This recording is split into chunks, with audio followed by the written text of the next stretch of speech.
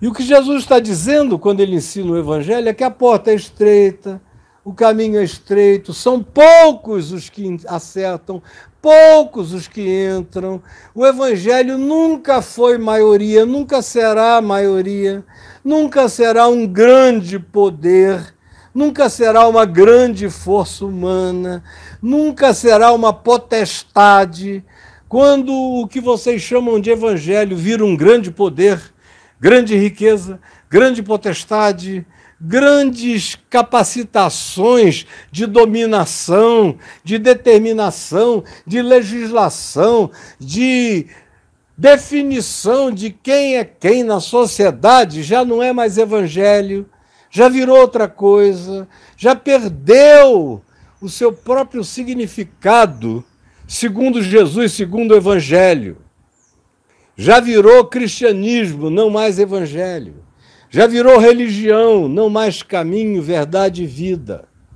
Já virou doutrinação, não mais conhecimento experiencial de Deus para vivência em amor na relação variada com todos os seres humanos da nossa civilização humana e de qualquer etnia.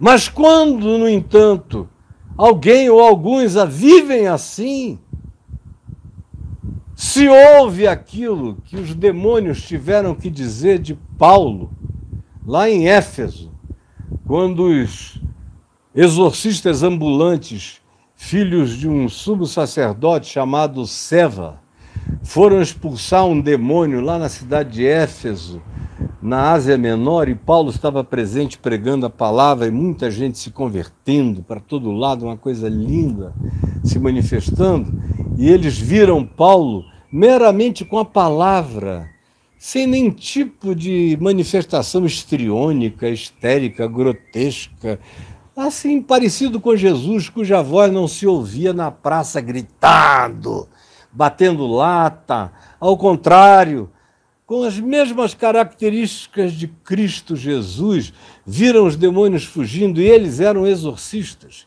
que estavam acostumados, tinham aprendido, lá no exílio persa, o exílio babilônio, onde eles começaram a aprender exorcismos, mandingas de exorcismos. Depois desenvolveram isso no convívio variado com outros povos. Em todos os povos sempre houve exorcistas locais, com as suas práticas cheias de elementos sagrados, ou no qualquer que seja o caso, no catolicismo, por exemplo, é cruz ou água benta, ou no meio cristão evangélico pentecostal é a Bíblia, na cabeça do caro é o Salmo 91 aberto, é qualquer uma dessas superstições. Mas Paulo não. Ele não tinha Bíblia, ele não tinha nada, a Bíblia era ele era a carta viva, ele era o evangelho vivo, ele era a palavra viva, só se sabia de Jesus porque Jesus vivia nele. Ele disse, já não sou eu que Cristo vive, mas Cristo vive em mim, eu sou o evangelho, por isso ele diz, segundo o meu evangelho, porque ele não estava se comparando com um terceiro, um quarto, um quinto ou um sexto livro. O meu evangelho era a vida dele. E a vida dele era um evangelho maior do que o de Pedro, maior do que o de Tiago, maior do que o de João naquele tempo.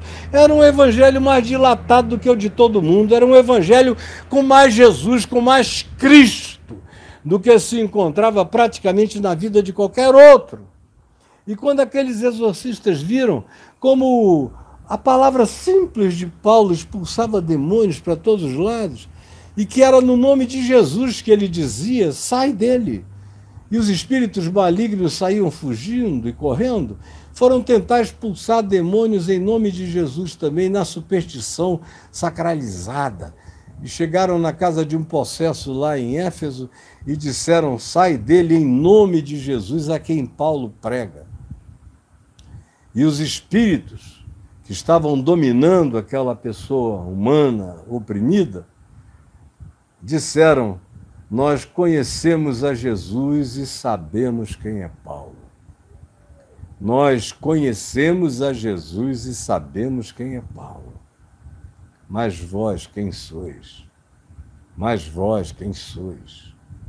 quando a coisa é séria, ou você conhece a Jesus de verdade, quando são esses espíritos contratados de possessos dos cultos neopentecostais, aquilo ali sai você batendo palma. Não, acabou a brincadeira, acabou o culto, acabou a palhaçada, como eu já fiz tantas vezes, olhando e o discernimento de Deus em mim me mostrando que aquilo era só fanfarrice.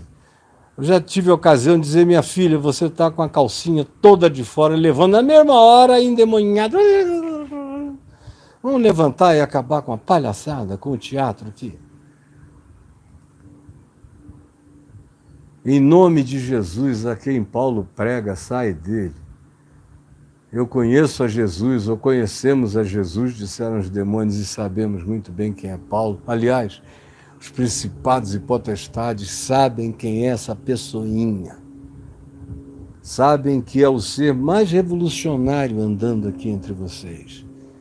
E sabem que ele vive o verbo de Deus, a palavra de Deus, que na medida da sua relatividade, ele faz todo o possível para ser uma demonstração viva da mente de Cristo, da encarnação de Cristo, da prática de Jesus, dos modos de Jesus, dos jeitos de Jesus, dos acolhimentos de Jesus.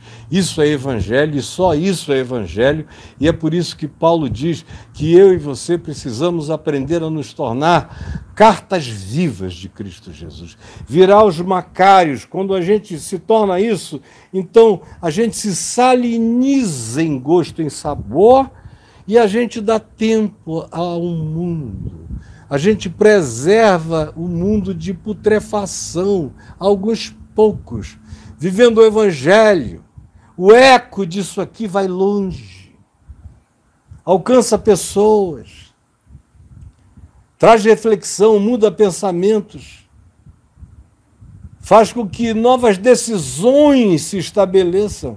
E às vezes uma decisão de uma pessoa muda contextos inteiros, atrasa juízos, posterga muitas vezes para sempre o que viria de malignidade contra uma pessoa, mas essa palavra impede, detém, segura, como o sal faz quando preserva.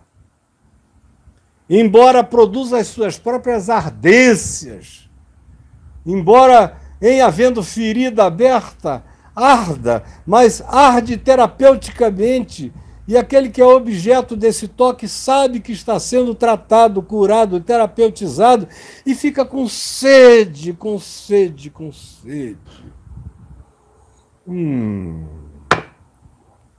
Fica com sede.